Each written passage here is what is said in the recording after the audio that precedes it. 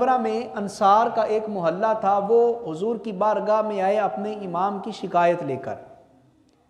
حضور کے دور میں جب اسلام پھیلنے لگا، مدینہ میں مسلمان زیادہ ہونے لگے، تو حضور نے حکم دے دیا کہ اپنے اپنے محلے میں مسجدیں بنا لو، چونکہ صبح کا وقت، شام کا وقت، بوڑھے لوگ ہیں، معذور ہیں، بیمار ہیں، تو مسجد نبوی میں آئیں گے تو نماز ضائع ہو جائے گی، جماعت قضا ہو جائے گی، تو اپنے اپنے محلے میں پڑھ لو تو ہو جائے گی۔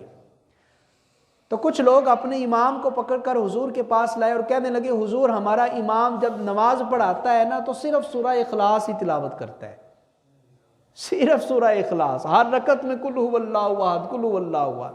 حضور اسے کچھ سمجھائیں کہ یہ بدل بدل کے قرآن پڑھے، ایک ہی سورت کیوں تلاوت کرتا ہے؟ حضور نے امام سے پوچھا، بتاؤ کیوں ایک ہی سورت پڑھتے ہو؟ اور حضور نے یہ لوگوں کو بھی بتا دیا کہ جب فیصلہ کرنا ہو تو ایک پارٹی کی بات نہیں سننی، دونوں کی بات سننی ہے، فریقین کا، جانبین کا موقف سن کے کوئی فیصلہ کرنا ہے۔ حضور نے پوچھا ایک ہی سورت کیوں پڑھتے ہو؟ تو سنیں صحابی نے کتنا خوبصورت جواب دیا، کہا حضور اس سورت میں اللہ نے اپنی توحید کو بیان کیا ہے، مجھے اس سورت سے بھی بڑا پیار ہے اور اللہ کی توحید سے بھی بڑا پیار ہے، میں اس سورت سے بڑا پیار کرتا ہوں اس لیے یہی سورت پڑھتا ہوں۔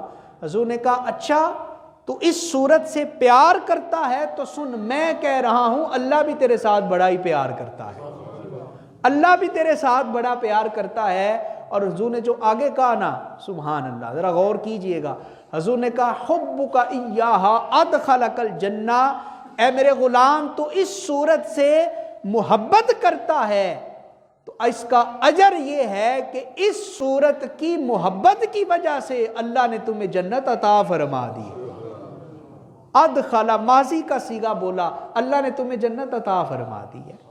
تو سورہ اخلاص سے محبت کرو، تعلق مضبوط کرو، بار بار پڑھو، بار بار پڑھو، بار بار پڑھو۔ حضور کہہ رہے ہیں جو اس سے محبت کرے گا یہ سورت اسے اپنے ساتھ جنت میں داخل کر دے گی۔ تیسری حدیث سنیں، حضور نے فرمایا من قرأ قل هو اللہ احد 10 مرات بنى اللہ لہ بیتا فی الجنہ۔ حضور نے فرمایا جو 10 دفعہ قل هو اللہ احد پڑھتا ہے اللہ جنت میں اس بندے کے لیے ایک محل تعمیر فرما دیتا ہے۔ کتنی دفعہ سورہ اخلاص پڑھنی ہے؟ 10 دفعہ۔ بنى اللہ لہ بیتا فی الجنہ۔ دنیا میں گھر بنانا ہو آج کے دور میں کہاں مہنگائی جا رہی ہے، اینٹوں کا کیا ریٹ، سریے کا، بجری کا، سیمنٹ کا، اور پھر زمین کا، کئی لاکھ ملے تو چھوٹا سا گھر بنتا ہے، اور جنت کے محل کی اور جنت کے گھر کی ویلیو پچھلے جمعے میں نے آپ کے سامنے رکھی۔ حضور کہہ رہے ہیں صرف 10 دفعہ یہ سورت پڑھو اللہ اس کے بدلے جنت میں تمہارا گھر بنا دے گا۔ کیا ہی شان ہے اس سورت کی۔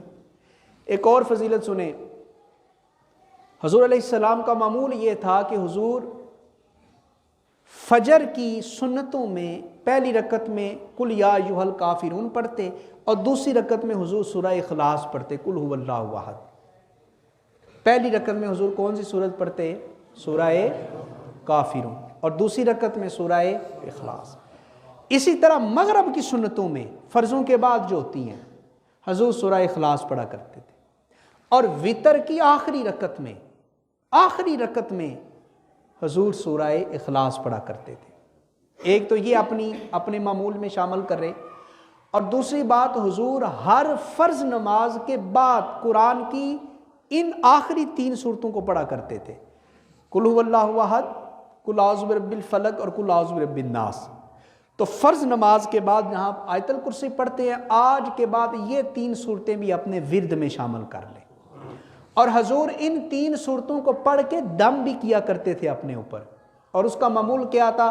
حضور یوں اپنے مبارک ہاتھ اپنے سامنے کرتے دعا کی طرح، اور 3 دفعہ حضور یعنی 3 صورتیں یہ پڑھتے، قل ھو اللہ احد پہلے، پھر فلق، پھر ناس، اور جب یہ 3 مکمل ہو جاتی تو حضور اپنے دونوں ہاتھ اپنے چہرے پہ اور اپنے جسم پہ مل لیا کرتے تھے۔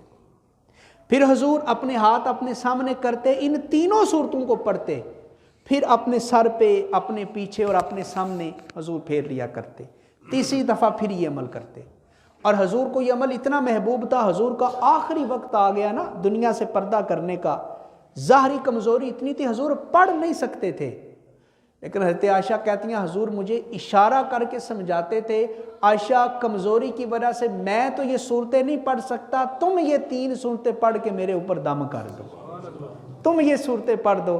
حضرت عائشہ کہتی ہیں پھر میں یہ 3 صورتیں پڑھتی اور پھر حضور اشارہ کرتے کہ ہاتھ بھی پھیرو، تو حضرت عائشہ کہتی ہیں میں اپنے ہاتھ نہیں پھیرتی تھی اس لیے کہ میرے ہاتھ بہت چھوٹے ہیں، اللہ نے اپنے محبوب کے ہاتھوں کو بھی بڑی شان عطا فرمائی ہے۔ صورتیں میں پڑھتی تھی، جب ہاتھ پھیرنے کی باری آتی تھی تو حضور کے ہاتھ پکڑ کے حضور کے جسم پہ میں پھیر دیا کرتی تھی۔ تو یہ دم بھی ہے، یہ وظیفہ بھی ہے، جو بھی مشکل ہے، جو بھی مصیبت ہے، یہ 3 صورتیں پڑھ کے دم کرے، انشاءاللہ اللہ اپنی برکتیں عطا فرمائے گا۔ آخری بات سنیں، حضور مسجد میں داخل ہوئے، ایک صحابی دعا مانگ رہے تھے، دعا کیا تھی؟ اللہم انی اسألک بانی اشہد ان لا الہ الا انت الاحد الصمد لم یلد ولم یولد ولم یکن لہ کفوا احد۔ وہ دعا مانگ رہے تھے، اللہ میں تیری بارگاہ میں سورہ اخلاص کے وسیلے سے دعا مانگتا ہوں۔ کس سورہ کے وسیلے سے؟ سورہ اخلاص۔ اللہ میں اس سورت کے وسیلے سے دعا مانگتا ہوں، دعا قبول کر۔ حضور نے دعا سنی اور کہا اذا دعیا اجابا، جو بندہ بھی اپنی دعا میں اس سورت کو پڑھ کے اس کا وسیلہ رب کی بارگاہ میں پیش کرتا ہے، اللہ اس بندے کی دعا کو ضرور قبول فرما لیتا ہے۔ تو اس سورت کو اپنے ورد میں شامل کریں، اللہ عمل کی توفیق عطا فرمائے۔